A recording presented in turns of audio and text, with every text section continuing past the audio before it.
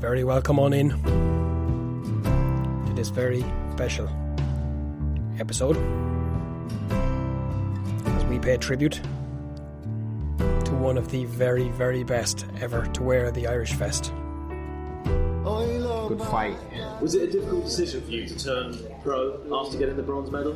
No, it was because, it was always my ambition from day one to turn professional. It was really a matter of when as opposed to if, and being 26 and being at an Olympics, you can't really go any further than a bronze other than getting a gold medal, and to wait 4 years and for the fact that anything can happen, and then I'd be 30 and then I definitely would have missed the boat. So right now is the right time.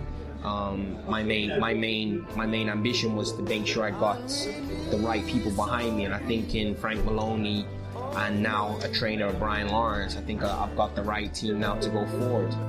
As we searching for God in the sky. Darren Sutherland. When I hear the name Darren Sutherland, I find myself kind of washing over in a mix of emotions and questions and feelings, and what's the mix? I suppose happiness and the vision, the memory of him and his teammates, and I'm conscious something Ciaran mentioned to me as we recorded the other day. There's a lot of people who may not have been around and may not have been watching boxing, particularly younger fighters and fans, and may not have been lucky enough to watch Darren and his team as they strived for so many years to make that breakthrough. And when they eventually smashed that nearly tag, always the bridesmaid tag, they subsequently went on and won Ireland's first boxing Olympic medals since those amazing scenes of Wayne McCullough and Michael Carruth 16 years previously. Now you think 16 years of winning without winning an Olympic medal in boxing, it's probably unimaginable right now, because we've kind of got ourselves to a point where the nation almost expects, and it's always the boxers. Let's get that thing straight, isn't it? So I have to be a little bit biased. But truth hurts, and it doesn't have to hurt. It just has to be realised and recognised. And but yeah, the feelings then, pride of course, was to see he had so many attributes, and again I'm speaking from a fan's point of view, because it's what I am and what I was and what I always will be. Was a true fan, and he captured my imagination, he captivated me, and I guess it wasn't just his unquestionable talent. He was an absolute phenom, an absolute undoubted future world champion, and safe to say possible multiple world champion. I don't think that's a stretch. But there was the human side to Darren that captivated and captured everybody. He had those sparkling eyes, those just that sparkling smile, that when he smiled and the eyes beamed and glowed as he watched all before him on the podium, and there was a little bit of a criticism that why was he so happy, and that's going to be cleared up here in this one. I know he had just lost, and just shelve that thought for the time being. I promise you're going to see and hear here now. I like to try and keep the podcast real and not to avoid the trouble stuff and the difficult stuff, and it is difficult. So if we're talking feelings and emotions, there was the immeasurable heartache when I remember his death, and I've never understood why a fan, which is what I was, as I said, a fan, would feel the loss the way I did feel it. It didn't make sense, and at times, if I'm being honest, it felt a little bit silly. Why would you feel connected so much? And I don't know. And it was with some intrepidation that I kind of ventured into this with Ciaran, and I'm glad I did. I'm glad I did, because I can't not, to be honest with you. It's without dwelling too much on the sad, and sad doesn't even, profound loss. There really isn't a word to measure it. what it does is it gives us a stark reminder. It has to be a reminder. Everybody has a battle. Everybody. Now let's get that straight here and now. And let's just pull this out into the light and let, whether you're 6 foot filly, lugging blocks around the building site, mullicking wheelbars of concrete and tough as old boots, or whether you're a little 5 foot Phelim who runs marathons every day, there's not a pick on him, fit as a flea. Maybe you're a little overweight, Tom, Alan, whatever you want to call him, brains to burn, running a massive company, super salary, future intact, everything ahead.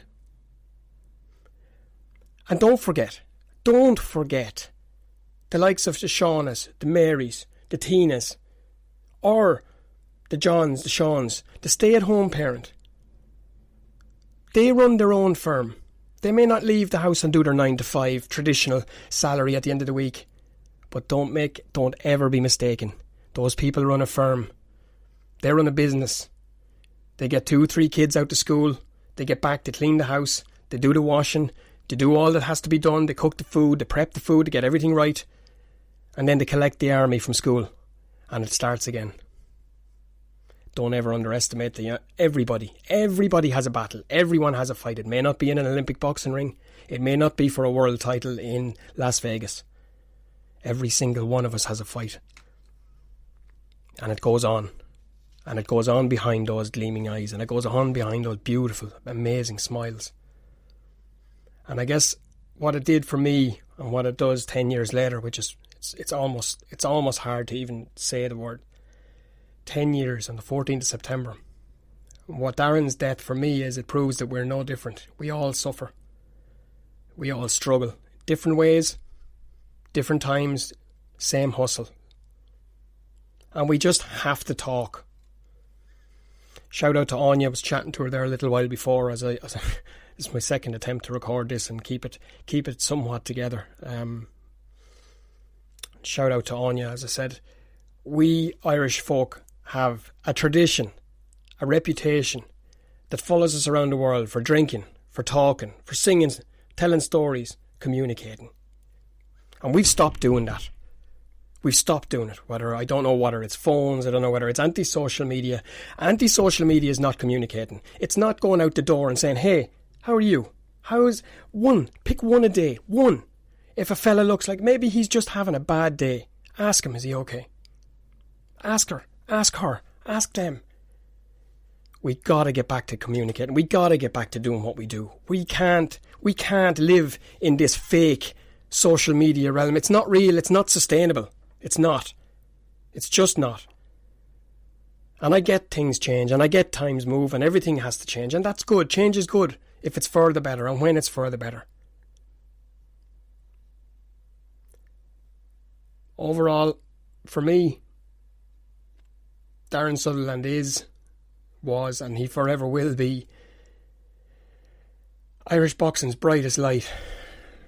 It'll be the brightest lights in the sky. And it pains me to say that. It pains me not to have seen him collect his belts and his titles and to live and fulfil that potential and to find all the trappings. And I understand, and you'll hear the funny parts of the interviews where no doubt the undoubted wealth that would have been accumulated from such a successful career would have been well-minded. as you'll hear Ciaran allude to in a few minutes. But it's a heartbreak. It's heartbreak for his family, his sisters, his mum and his dad, his friends, his coaches, his teammates, and his fans. And please, if we get nothing else from it, please talk, particularly the lads. Come on, lads. It's not that hard. Take the man card out of the arse pocket and put it on the table. I promise you, you'll feel better. When you have to do it, you have to do it. Do not bottle it up. I'm going to ask you to do something here now. I'm going to play a little something. If you just close your eyes, listen to the words, and picture the most beautiful gleaming eyes, and smile. You look at the guy's record, I'm a bit embarrassed about it, to be honest. The fact that, he's lost more than he's won, but I don't choose the opponents. And, Frank and Brian have both said to me that, look, you do your job in the ring, and we'll do ours outside of picking the opponent. So I can only beat who's in front of me, and I'm going to treat this guy like any other. I'm not even going to bother thinking about the record. You know, I've trained really hard for the fight, and you know, if he's not up to scratch, then I'll be looking to take him out early. Hard not to get goosebumps when you hear that. But it's not all sad. It's not all sad. We're going to celebrate. We're going to remember the amazing achievements. We're going to remember the legacy left behind. And we're going to remember the funny stories of how Darren wasn't too fond of parting with the pound note. And Ciaran, McIvor of Boxing Bant, of course you'll find them on the YouTube. I'll put a link to them in the show notes. Ciaran was very, very generous and very good to reach out to me and have a chat, have a discussion about the documentary that he's about to release on the memory and the life of this great man. And myself and Ciaran spoke for a good hour and a half, I would say, earlier in the week. I can't remember what it was. I think I was speaking to a friend, and they were talking about celebrities and things like that that all seemed to die at the age of 27. You know what I mean? All these people, you know, Kurt Cobain, you know, that kind of stuff, like, yep. You know what I mean, 10 years ago. And I don't know how it came across me. It was like a post or something like that, and then it was Darren, and I just realised to myself, I was like, he was going to be passed away 10 years this September 14th. And it just kind of it was like, God, you know, I could really make a documentary here to remember him, because how he passed away and things like that, you know, back then, you know, for a boxer, it was still very much a new kind of thing, you know what I mean? Suicide, all these types of things, it wasn't really spoken about, especially with a boxer. And him in particular as well, it was quite a shock to the country. And I thought, you know, you look at the amount of people that talk about mental health and things like that now across social media and across just in general, like now it's so spoken about, and there's so many things to bring awareness to it that wasn't around back then, and it's changed so much now in 10 years since he's passed away. And I thought it'd just be nice to do something to you know, do a little small documentary about him, speaking to people that knew him, just to remember him, who he was, and because there's a lot of people who wouldn't know who he was right now and how good he was and his mentality. And the more I delved into him as a person, like when I was researching for it, the more I actually became fascinated by him and by his mentality. And it was really, really interesting. So I wanted to keep delving, and that's kind of how it came about, really. He caught my imagination from his battles, I suppose. He polarized the stadium. He went from being the boo boy to being the darling of the crowd to being a national hero, really. He captured the imagination. He had everything. He just had that twinkle in his eye when the camera had come on. He had a little bit of devilment in him, but he was always conscious of, he would have been tailor-made, I believe. Yeah, like when Darren got into boxing, his dream was to be a pro straight away. He did like things like Olympic medals, things that weren't actually in his mindset at all. That's not something that he wanted to do. He was over in the Ingle gym when he was only about 15, 16, and obviously the charisma kind of came from there, because Brendan would have his ways of helping people with the personalities. You know, there's videos that be in the documentary of him, you know, in the middle of the ring, and he'd have to sing in front of everyone, you know. But he only ever wanted to be pro, and he was offered lots of pro contracts then when he was like about 20 years old, but he knew he had to get education behind him, because he could see what was happening to a lot of other pros in the gym. A lot of them were leaving with nothing, and he knew that boxing wasn't going to do anything for him, so he went and got his education at home. But in terms of what you're saying there, like, he was made for it because of that style that he had from Brendan Ingalls, and because he wanted to be a pro, he had like a pro style, so he was tailor made for it. So, you know, when his issue he had in amateurs was the first rounder, so he was struggling to get going. Mm-hmm. So he kind of just, as soon as he went to the pro game, it was like literally no difference in the way he fought, and he was just made for it, and like James McCullough said all the time, his jab, he just break you down with it, and he says, the thoughts of having to fight him as a pro would have been horrible, because he would have been even fitter and quicker and stronger, and he would have been able to go for it. You'd have to spend more rounds with him, so he really was made for it. I know Brian Lawrence, who trained him in the pros, he just had him doing fitness stuff because he was just so tailor-made for the pro game, and he had plenty of offers. He had loads of offers. As soon as he won the medal, he had loads of offers, but obviously he went with Frank Maloney Promotions in the end. Like, when it happened, Ireland was a different place. It was when someone died, when there was a suicide, you'd be told it was a tragic death. And that's how you always knew something. Or if somebody was suffering they were struggling with their nerves. That's what we used to hear years ago. It was as if Ireland at that time wasn't able to deal with it, and there wasn't a balance put to it. Would that be fair to say? Yeah, like it's difficult, like, because, like Darren, from what I've understood from studying him and researching on him, his personality, like, when you were to look at him, he looked like he had a lot of charisma and stuff like that, but he was actually quite a little bit insecure about himself, and his biggest insecurity was friends, in terms of, if he had a row with someone, you know what I mean, he couldn't let it go. He would have to be outside your door 6 a.m. knocking on it to to make amends. Do you know what I mean? He was that type of person, and letting people down was probably his biggest fear, I imagine, from what I've researched. Do you know what I mean? And he constantly needed reassurance all the time.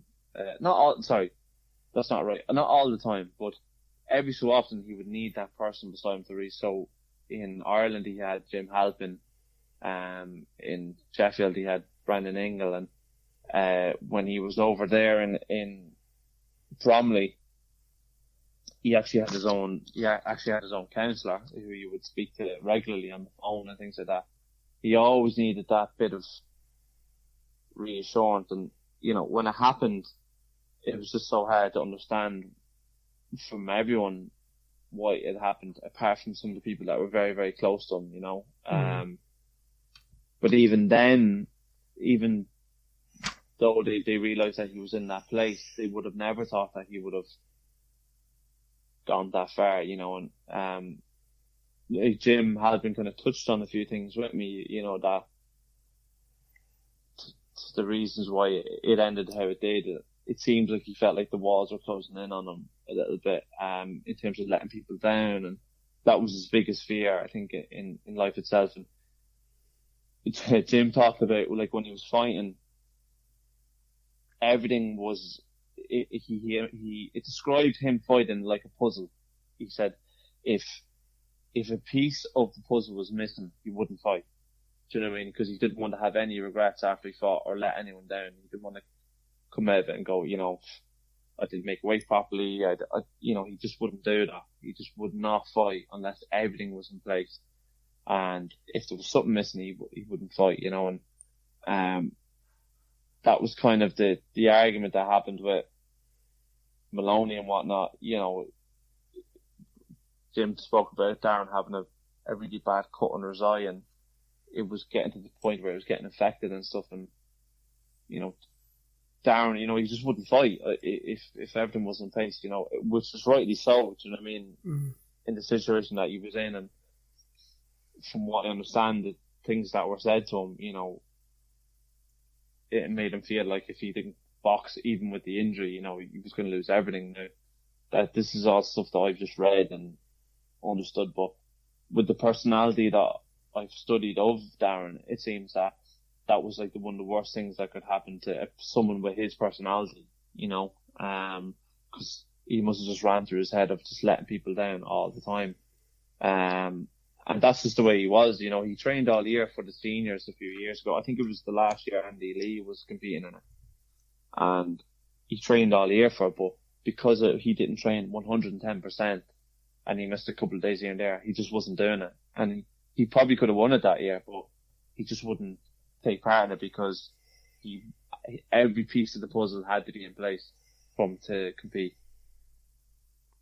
I think there was a scene in Saviours, the film, that short film that was made, and you just nailed it there. It was a scene where he was, I won't say it was an argument, but it was certainly a discussion he was having with Pat McCormack at the time.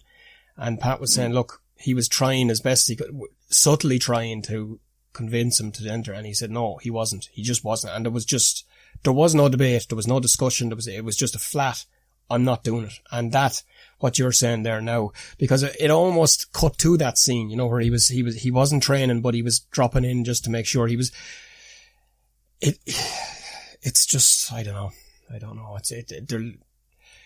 I suppose when you scratch the surface and when you're all these years later, when you're in a position to speak to the main players in his life and the main people in his life, you get to see these little pieces of a very intricate character and his personality, do you know what I mean? Like the high performance was made from, and plus with the high performance, everything was paid for him. You know what I mean? So because Darren apparently, from what Evan told me, he was a little bit tight with money. Like, there's some stories that being documented that are very funny. Like, but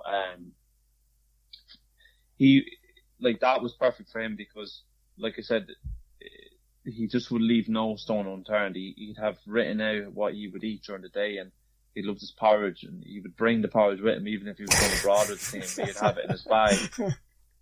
He was so specific about what he'd eat, and they'd have to go to certain stores to get it. And then when he was training, he would, like after training, he was doing an extra 20 minutes extra because he felt like he was letting himself down. And he was a massive middleweight, but he was never struggling to make weight because he was always bang on weight. Because he was just so relentless. Like Kenny Egan spoke about, like the first time and the last time you ever stayed in a room with him. You know, you woke up in the middle of the night and Darren's out in the hall in the sweat gear, like skipping, you know, for his weight. And it's just the way he was. Like he was just, every stone couldn't be unturned, and the thoughts of letting himself down and letting other people down, it was just kind of at times almost like a fear of failure almost, you know what I mean? And because he knew he was good enough to beat all these people at European level, world level. He knew he was better, but he feel like if he went in the ring and had done everything he could have, then he'd have no regrets if he lost. He just never wanted to have that, you know. He wanted to make sure every stone was unturned. If he lost, he lost. Just like when he won the bronze medal, like as soon as the bell went, some people were moaning as to why he was cheering because he just lost. But he knew he had uncovered every single stone. He knew that he had done everything in his power to win it, and you know he didn't win it, but he knew that he had no regrets about it. You know. Yeah. Do you think age had anything to play with those fears and insecurities, Ciaran? Because he would have been, I suppose, going to the pro game at the time, he would have been seen as I won't say late, but it would have been, oh no, maybe not. Yeah, he would have been older than the likes of the Gale and those, wouldn't he? Yeah, like James only retired this year, and I think James was, I'm just trying to remember now. I think he was around 35, 36, around that age. So he was a little bit older, not much older now, but a little bit older. Yeah. And but they turned pro the same year, and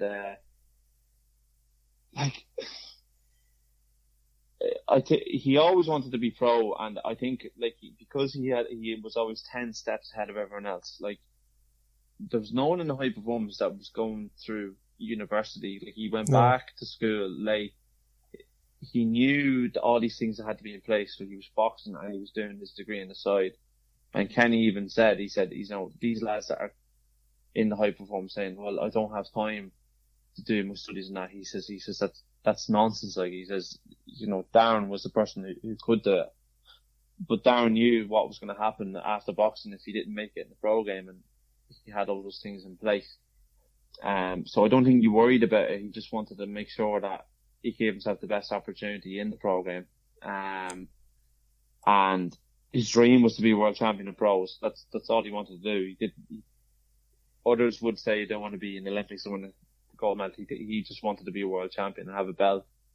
And I'm not sure. Like you look at it now, like I don't think age was a massive factor in him turning pro because he was so suited to the pro style. Darren didn't do any 4-rounders. He went straight into 6-rounders. That's right, because he was so fit. And I think he would have been escalated quite quickly by Maloney. And that was coming through a time where it was hard to get TV dates and stuff like that as well. So, James and him, and they were fighting on all different types of platforms. So it's hard to know if age had anything to do with it, but one of the reasons why he was happy after the Olympics was because he already knew the next 10 steps ahead. You know what I mean? He was going to go to Bromley, he was going to go pro, and so that was really that'd be my opinion on it now. Yeah, no, the age, I suppose I'm just looking again at no more than you will have done already, and more than most people, and God help them, the family as well. I suppose you're always looking for something that may have been, and from what you're saying, he was just a very complex character. He was, as we keep saying, he would have been a consummate professional. He was absolutely tailor-built for that lifestyle. I suppose the initial jolt was pulling him out of that secure environment where all those things were done, and when the downtime was, he had the team around him, and then it was bang, he was, and that probably was where the walls began to close, you know. From a family point of view, did you have any interaction with the family? Yeah, so when I started filming for documentary, I put up a few different things up on Instagram. Shaniqua, his younger sister, contacted me. I think she's abroad. I think she's living in Australia. I want to say, I could be wrong now, but she basically wrote to me just saying, I could probably read it out to you. But she was just very, very thankful about it, because she wanted me to actually send her a few of the clips, because she'd never seen them before, or it was so long since she'd seen them. She said, "Yeah, can you send me them so I can send them to my mother?" And I said, "Yeah, no problem."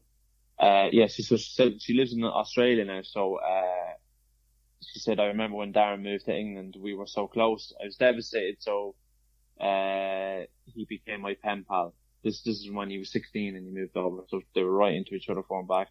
And she said, "I still read our letters. We wrote back and forth.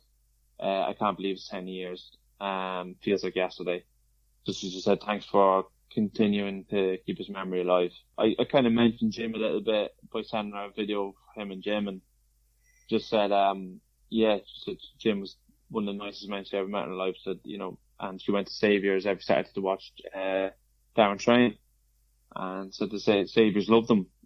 And that was kind of the only interaction I kind of had. For some reason, when he did die, it hit me more than it should have, because I don't do celebrity, I don't do fanboys, I've probably had 2 or 3 idols as growing up. Like, something about him just caught my, I don't know, it was because he was so different, it was in every way.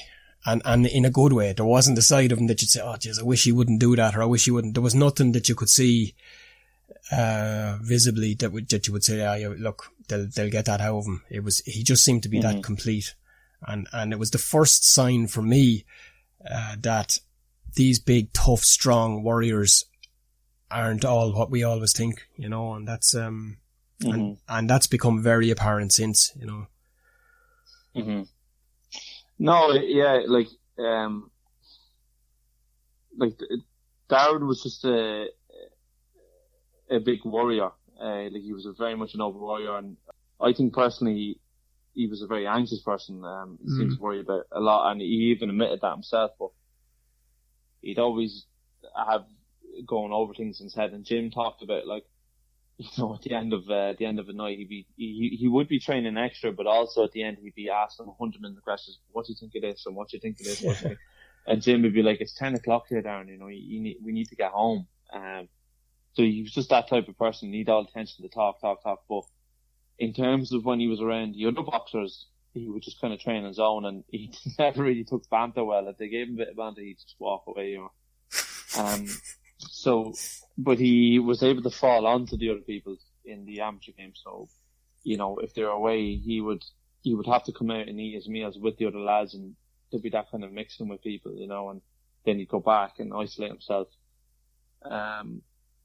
Whereas away in England, there wasn't that at all. It was just complete isolation pretty much, which isn't healthy for anyone really. The Jim did go out to visit me, in England as well, when he was over there. And, even though he'd signed a $100,000 a year contract, he said he was still as tight as ever. Yeah. He's still, it's just the stories he's telling me. Like one story, he said he texted him and said, Darren said, right, we'll meet for lunch at so-and-so restaurant. And he said, right, okay. So he was standing outside the restaurant waiting for him, and next thing Darren walked down the road, and he's holding this big massive lunchbox, almost like this property, and it's got all this food in it. And he said, Darren, I thought we were going into this restaurant to have lunch. He says, oh yeah, we are, but they let me eat my food in now. It's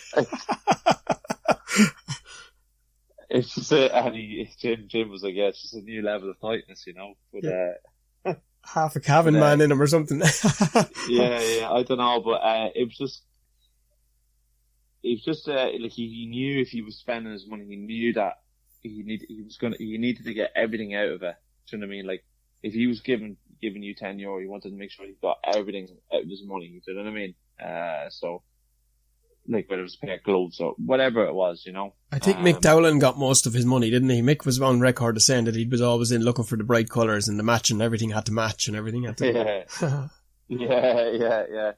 And the one thing with the pro game he struggled with was, he used to tell all the amateur lads when he came back to visit, he'd be like, you get everything for free. And he says, if I want a strength and conditioning coach or on the physio, I have to go out and get it myself and pay for it,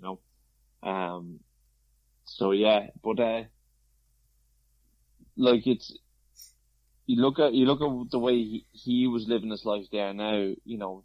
10 years on from now, boxers in general are constantly searching to. Back then the thing would have been, right, you have to lock yourself away for a camp or whatever, and you just train and you don't speak to people and stuff like that. Whereas now a lot of them are going to camps where there's a lot of fighters in it, or there's a good group of fighters, and you're kind of competing against each other and you're falling against each other. Now you're still on your own, you're still building your own brand and your own name, but there's still other people there in the gym that you're bouncing off. And like you look at Peter Taylor's camp, there's loads of pros in that gym. I go in there all the time, and the sparring is just so spicy.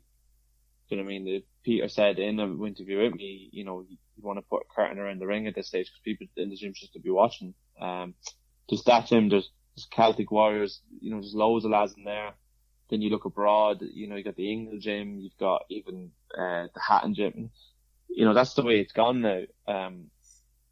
The fighters need their own kind of little world and their own family, if almost, and yeah. Davey Oliver spoke about that. He only lives down the road from his family and stuff, and he's got a child. And but yeah, he still has other people. It still feels like he's in a team environment as well, and Darren didn't have that. And that, his trainer Brian Lawrence said, the first few weeks of training he used to come in skipping and singing, and once he realised that the pro game was a business and it was different altogether, the smallest student left his face. Before we get to the elephant in the room, I suppose, I wanted to say to you as well, it seemed almost from the day it happened, there was a curtain pulled. The team went very much, there was very little. I would have thought Kenny would have been a spokesman. He would have been seen as a spokesman, been the captain, and he's a great spokesman. He's a great leader, great everything. But it was, this is only my perception, but it seemed like there was little or nothing said from that till from then till now, it was as if they all dealt with it in their own way. Was that directive, do you think, coming from higher up, or was it just something they decided themselves? They just didn't want to talk about it, or they didn't know what to say, or am I right? Even in, is it just something that you think it just seemed to happen that way? No, I just think, I think that, well, first of all, they didn't want to say too many things, certain people, maybe because they didn't know much about it. But I know Kenny was in a very bad place personally. When it happened already. You know, he was already in an awful place, an awful state, in terms of with his drinking and stuff like that, which he does speak about in the documentary, about, you know, where he was, and for nearly 2 years after that, he was still in a really bad place, with going out and alcohol and things like that. But thank God now he's sober now. He's a different man, isn't he? Years now. But, you know, so that's why he never really was able to speak about it that much, and because he was just in such a bad place. And the other lads, they did do other documentaries to speak about him, but I don't know what it was. Like, the problem was, a lot of the time, just Irish media weren't really covering boxing that much at all. Do you know what I mean? It's kind of like someone gets built up, and then as soon as they lose, then there's nothing. You know, like Darren was the last person to kind of fight in DCU, you know, on TV, Sky, you know, and it's just, there wasn't really a follow-up of media for it. Now, they had recorded the Sabres boxing thing, you know, when he was an amateur, and I think they were wondering when are they going to release it, I presume. Maybe that's what they were thinking, you know, when is the right time to release it, really. And yeah, it was hard to find that, I have to say. I had to struggle to find that. I don't know, was it ever released? Yeah, the Sabres boxing documentary was released on RTE. I think it was only about 2 years ago it was released. Yeah. So it was quite a long time after, but I don't know. And there was a lot of uncertainty around it as well, wasn't there? There was a lot of well, yeah, the case in terms of the finalise of everything, like in the lead up to how he died, and everything was only kind of settled in 2012 in the courts, you know. So there was a lot of things going on. So I think maybe that's one of the reasons why it was, a lot of people didn't really speak about it that much. And obviously mental health in itself wasn't really something that was spoken about back then, you know. I was only 18, I just finished school, I was in the little PLC course, and just walking down Graft Street, and I got given one of these like Metro papers that are for free. I was on the front page, and that was the first time I kind of came into contact with boxing in general. And that's the first boxer I kind of realised or knew that, you know, from Ireland, do you know what I mean, that had made an impact in the country. So, it's mad now thinking about it, like what I've done myself in the last 10 years, being travelling abroad, all these different things in that year. It's mad now. It just seems like such a long time ago, the 10 years, you know. Do you think, Ciaran, much, if anything, has changed? Is there anything, has there been anything put in place, or is it still very much down to the fighters themselves to insulate themselves? Yeah, well, the problem in boxing is, you know, we don't have a PFA, we don't have a FIFA. So, you know, they look after the players after life and stuff like that. And the thing is, Darren had all these things in place in case he didn't work out as a boxer, you know. So, it's that necessarily. I think it's more so, you look at Anthony Joshua before he turned pro, he gave it a year in between, and he just spoke to constantly different boxers, didn't take any offers, just spoke and had loads of different mentors to kind of advise him, you know, you want to be in this place because there's more people, you want to be in this place because they'll actually look after you as a person. And Kevin Mitchell said the same. Kevin Mitchell said that, you know, he should have been with Tony Sims from the very first day, right, yeah, because he knew him as a person.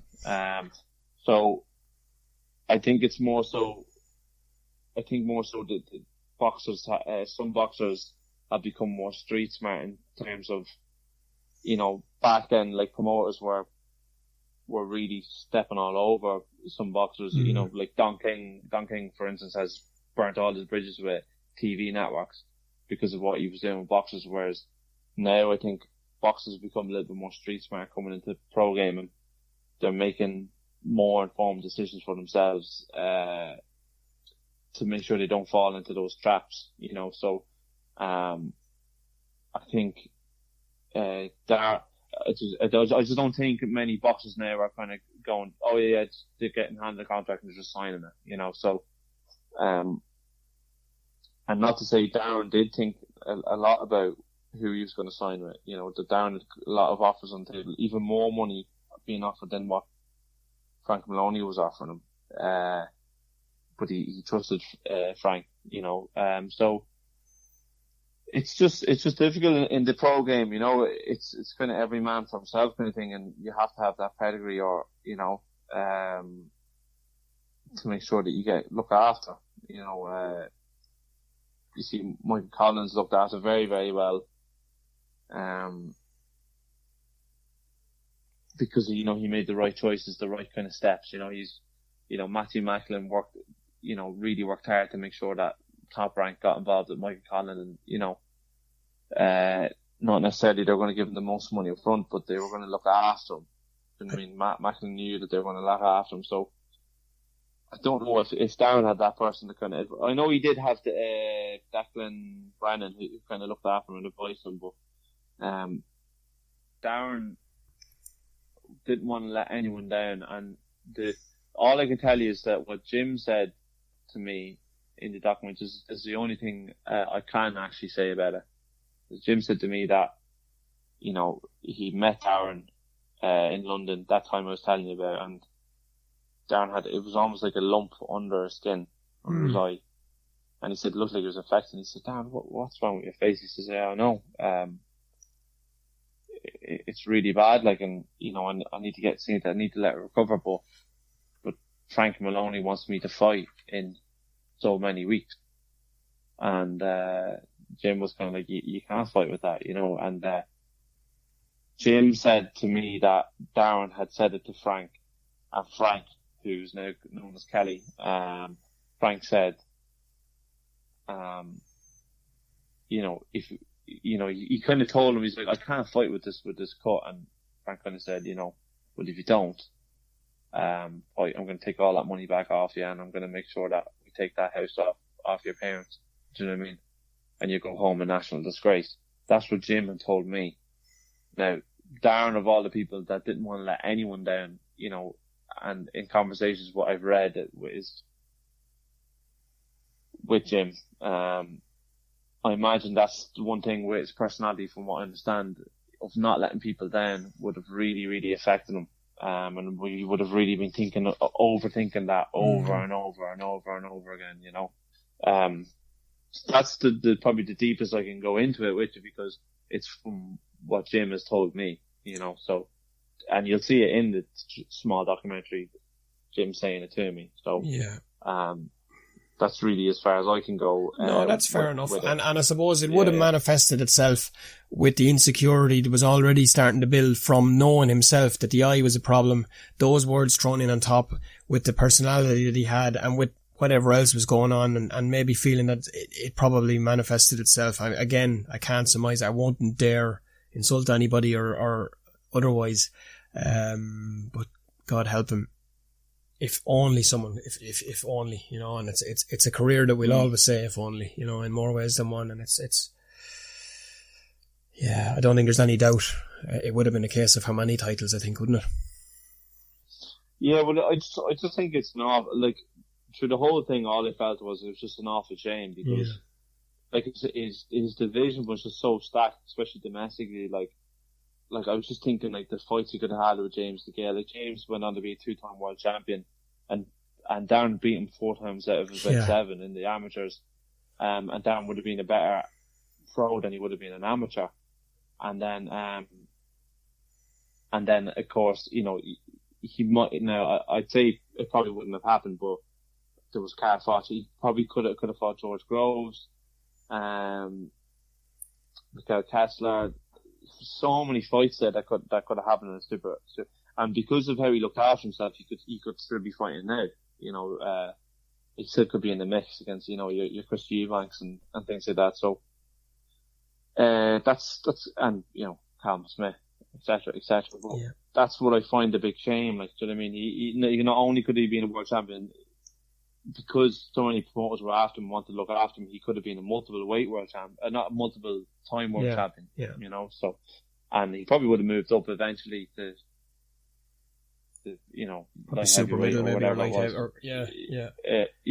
Like, cause he's so big for middleweight, you know, like James was in super middleweight pretty much his whole career, so I think he would have went to that weight, in his career, but I just find that an awful shame more than anything, you know, because he was just getting going, just getting his feet off the ground, you know. And I've spoken to I spoke to Brian McGee a few months ago, and Brian would have been in that middleweight division. I suppose he was super middleweight, but yeah, those fighters that you're talking about there, he would have been coming in as those guys were coming to the end.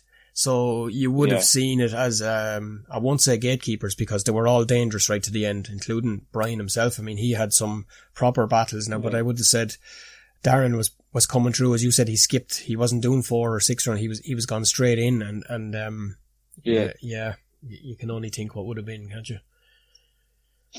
I know, that's just the one issue, and like coming back on Darren's personality there again, like about, you know, not wanting anyone to dislike him really.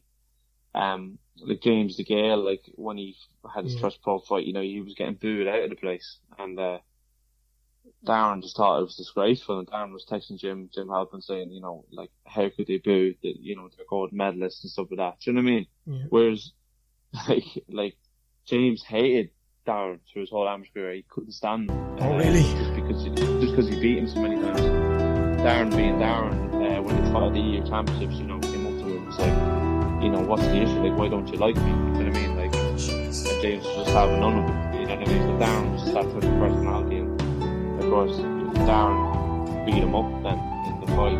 Not because of the argument, but just because he was just so on point, you know, with his fight.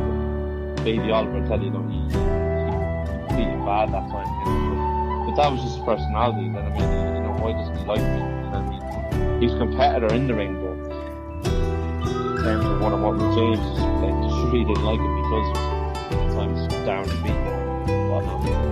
I think I remember a couple of nights in the stadium, he had a particularly close one just before he finished with Darren O'Neill. I think Darren was starting to come through, and Darren Sutherland was just about finished. I think I'm right in saying this now. And I think I remember the crowd was quite split. There was a quite, so you can't help but wonder how now when you know all these things that it clearly, he gave off this image that nothing bothered him, that it rolled off him like water off a duck's back. But now hearing all that, you can't but believe that it did have an impact on him somewhere along the line as well, you know. Oh yeah, of course, yeah. Just like I said, after if he won, he'd be happy as anything, but he always would think about the next thing, the next step. You know, you've seen the documentary, you know, when he's doing his college work, you know, he's fighting for Ireland, and he's after winning. He's like, yeah, really happy. He's like, yeah, but I got loads of college work to do when I get home. That's all he's thinking about, you know, the next thing that he has to do, you know. So fella never slept at all. yeah, massive overthinker, I'd say. If you were to, I suppose, tie it up, what's the best way? I suppose, I'm guessing when most people, I suppose, as with any death, when it passes and time passes, and it's not that it gets easier, I suppose, it's not as foremost in your thoughts, but like here now, when I'm talking about it and thinking about it with you, my memories start coming back. So I can only imagine when you're interviewing the likes of Jim, Kenny, and people, I'd say it's still quite raw, I'd say, with a lot of people.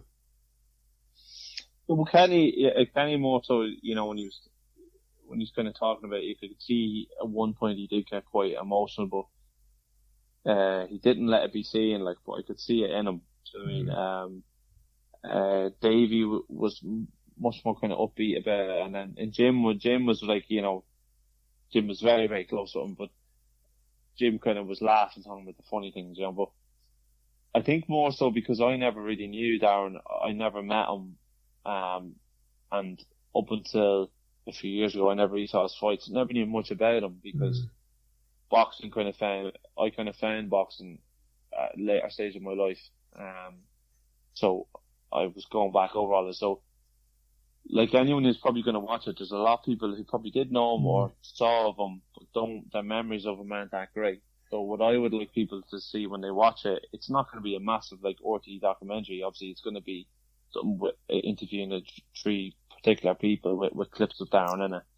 But I hope that watching it, they'll realise the athlete that he was and the great person he was, and that even people at the very top have their own little insecurities, and that that's perfectly normal, even for people winning medals at Olympics. And I'd hopefully that's what people take away from it, whether it rekindles memories of him, or for people who didn't know him at all, to kind of, because that's kind of like what I got from it. I didn't know him at all. Now at the end of it, I feel like I knew him a little bit. And that is the very feeling, I guess, that caused me personally and many others at the time to feel it so hard when the great man himself passed. I'm going to close it out. I want to remember it as best we can. You're going to hear the words from the man himself, and a nice close from his long-time rival, and he was a long-time rival and a fierce rival, James DeGale. But it was the most beautiful, touching moment I've heard in quite some time in boxing when he finally managed to get his hands on that IBF world title. And thanks to everybody who's listened. I really appreciate it. It's been a bit squirrely at times. It's been a struggle, but look, I keep saying here, the emotion is real, and everything we do tries to be real. So when you hear it, you know what it's about. I believe possibly somewhere along the line his friends and family and coaches and stuff will listen. I just want to say, from my point of view, I hope we were able to put it together in the most tasteful, respectful, but also humorous way to remember the beautiful side of a man who just brought so much to a sport that we all just love so dearly. So the very last word goes to the beautiful track you hear in the background. It's the Barley Mob, a Clane-based band in County Kildare. They are, I don't believe they're together anymore, but they have an album on YouTube if you get along and have a look at it. Just an incredible song, and it's called Peace of Mind. I honestly believe that, as a professional, that's the natural law of order. If you're starting out with your first couple of fights, you shouldn't be on top of the bill, because I have to earn that right. Yes, I'm an Olympic medalist, but as a professional, I've had one round. That's it. So it takes time, and especially if you're boxing a lower level of opposition that you're expected to blow away. You can't be topping bills with that type of unless that's what the people want. But for now, I'm happy enough to just, do my thing on the undercard and work my way up. And hopefully then next year when I start challenging for titles, etc., then I'll be able to headline a bill. We've been shot down and I've been betrayed, but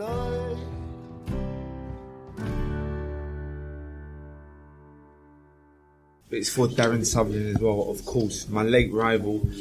He obviously, when he took his life back in 2009 was horrendous, and from when he passed, I've always had DS on my shorts, and this world title is for him as well.